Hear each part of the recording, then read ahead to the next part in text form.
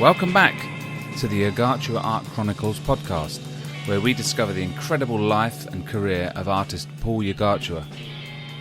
In today's episode, we're going to discover how Paul and Joanne met up and started their fantastic journey. Hello, guys. Last time we spoke, Paul, you were leaving Southampton in the UK to go on a voyage on the Corinthia, heading off to Canada. That's right.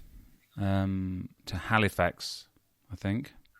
But today we're going to cover that. We're going to, as promised, we're going to cover the very important period where you two met up through a series of fortunate events in the 60s. Lots of interesting people and events and activities that were going on at that time. So Joanne was sort of stable in some ways, sitting there in BC working, preparing for her UK trip. But at the same time, you were just about to set off on this boat. So why don't we start there and tell me? That's right. Tell me what happened. Well, actually, I left Liverpool first on a train all the way down to Southampton. And there was a lot of people on the train who actually were emigrating as well, because this was a special immigration boat. So there was like 900 immigrants on this boat. So we ended up on the boat and started partying as soon as we got on the boat. My mum gave me £100, which she said should last me a month when I get to Canada. I think it was gone by the time we got off the boat. But anyway, that was quite an eventful trip. We had nothing but fun times.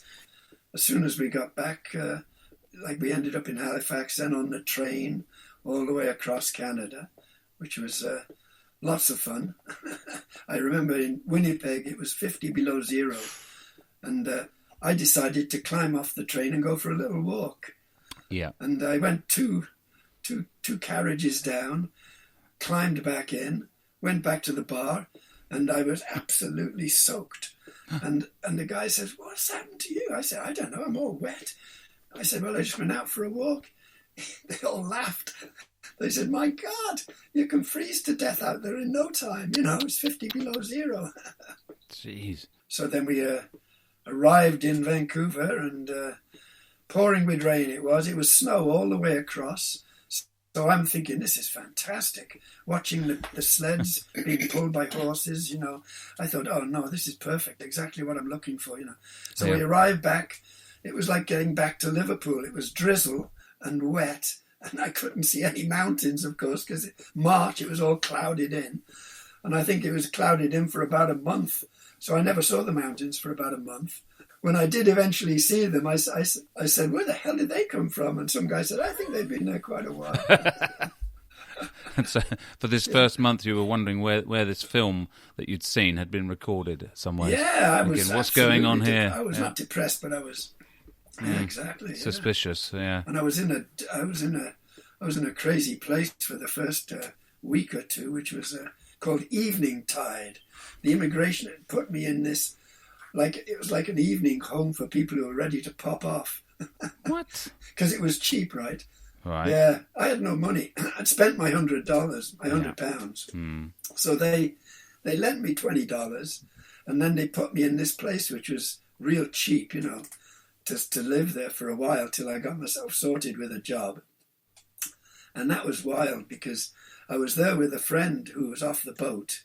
Because he asked if he could stay with me and, you know, hang around me. So we stuck together, and we were watching the ambulance towing people out of here every week. Oh my gosh!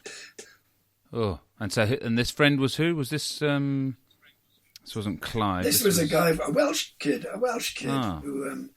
who when we got off the boat and got off the train, he said, "Oh, should we share a place together? Because, you know." Okay, we'll hang in, you know, we'll find a place together, you know. Well, anyway, in the meantime, we're staying in this old people's home. He found a place in the West End, and so that was great. We ended up in an apartment there in the end. Superb. That was that Michael Pugh? That's him, Michael Pugh, yeah. Mm-hmm. He was, I don't think he was planning on emigrating forever. He was going to go back and take over his dad's business. But at least it was a bit of a sojourn for him, you know. And so he helped A lot you. of fun. He helped you find a place together. We got a place Yeah. in an old home, an old house, which was a great little loft place with a bay window and everything. And the two of us shared that. I think it was like $300 a month we had to pay there. Cheap. But not in those days. Everything was expensive. Was it in Canada, relatively? Yeah. Well, I never thought it was. In those days, you get $3 to the pound when I came here. So, I mean, it was a good exchange on the money, except I didn't have any English pounds by then. so it didn't work in my favour. So you had to get a job? So I ended up going down to the immigration offices where you look for a job, And I went into the executive area because I was a designer with a degree and everything. So they thought, I thought I should be able to get a nice job. Yeah. Except there was no jobs, of course. And so he said, well, you'll have to wait. There's no jobs at the moment. It could take quite a while, I said, well, don't worry about the bloody executive area. Put me anywhere. I want any job, So I ended up getting a job working with my hands, which was good, like making jewellery, sitting at a bench, which was like bench work, which I'd done before anyway. So that was okay, No designing yet, but it was still, still similar to what I'd been doing, And that wasn't bad, The money wasn't good, of course. Nothing was good. The wages in those days, God, can you imagine? Yeah. I think it was $2.50 an hour. Or maybe I started on $1.60 an hour. I ended up on $2 and something an hour. Crikey. Boy, oh boy. Let's take a pause there, because at the same time, Joanne, you'd, following on from when we chatted before, you were young and you had all your girlfriends, you were partying, there was the torch, there was, I guess you had money, you were being paid, life was pretty good, I imagine. Yeah. Tell me a bit about what it was like to be in at that time, working and going out partying, because I've read all about, the girlfriends and the music and clubs and... Every weekend, that was sure, there was always, everybody looking out for a party, and then you go to the club after. So, sure, once I was 17 to 20, that time when I was saving my money, I was putting most of the money aside, but of course I had enough to go out on the weekend, every weekend. I mean, you couldn't have a weekend without, being at least Friday and Saturday, right? So I had 10 girlfriends that, the plan was always, well, we did need guys that also had cars to pick us up. And that's how I met Clive, actually, at the Torch Club. And it was just, I was interested in anybody, that came from England. It's not like, other than my parents, it wasn't like, we met anybody at the clubs from England. And because my friends knew that I was leaving in 1 year's time, I remember that one night they brought over Clive to our table, and they said, hey, this guy, he knows, or he's heard the Beatles. He comes from Liverpool, where the Beatles are from. Wow. And they introduced me and said, hey, Joanne's going to go to England in 1 year's time. So I said, well, join our table. And I was very interested to hear all about the Beatles, everything that was happening in England. And as my mother's British, I said, well, look, he was just a friend. I wasn't interested in anything more than that. So I said to him, you're welcome to come to my home for dinner. I'm sure my mother would like to meet you as she's from England. And, why didn't you drop by? And then I said, well, hey, have you got a car? Like in the 60s, the guys really had to have a car, yeah. Or at least for this group, right? And I said, how would you like to go to a party first and then the club? All you have to do is pick up about 10 girls.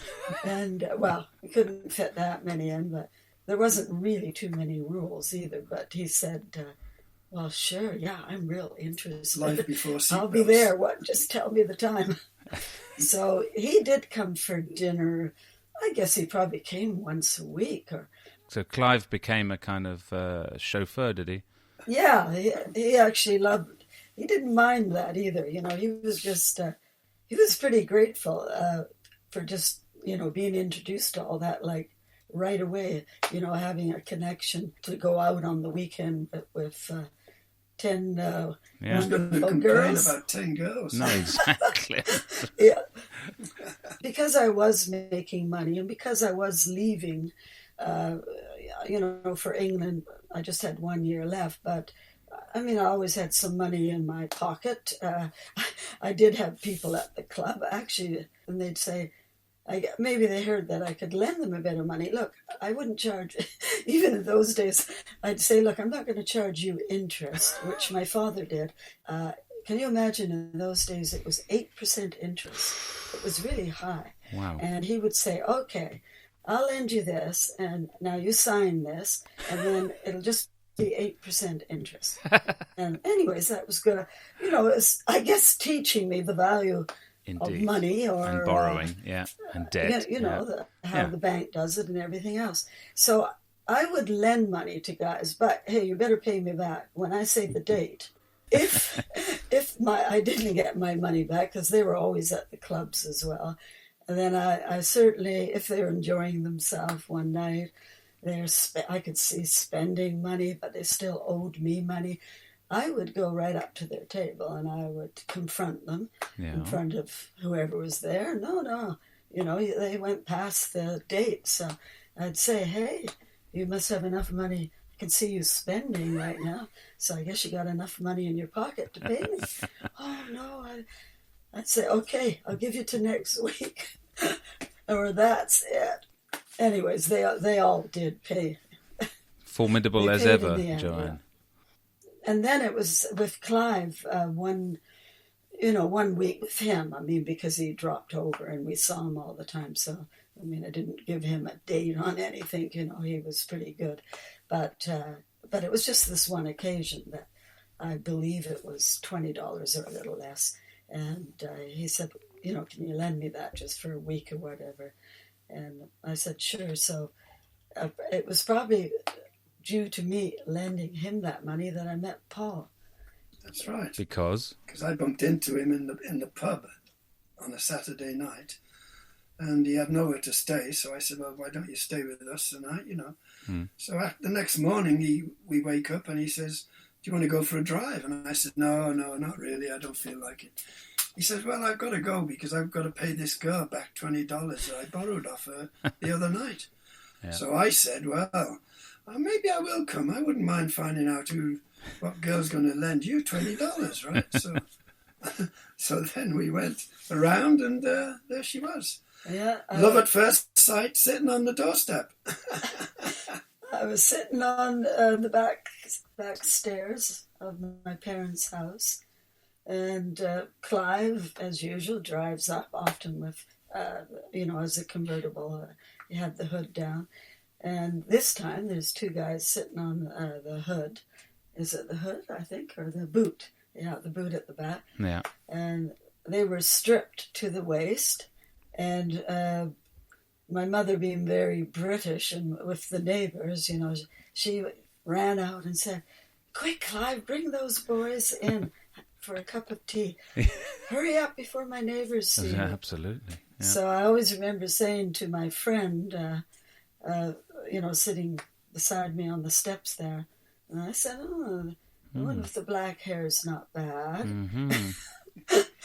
And anyways, so here my mother bringing out cookies and tea, very British, and of course she immediately loved Paul, being from England and chatting about the old country. So, and what was that? They had a round of. What was this topless thing? Why were you driving around in a car with your tops on? Was it 35 degrees? Yeah.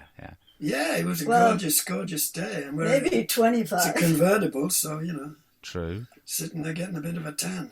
And windburn, more like. Yeah, well, he was a gymnast. Yes.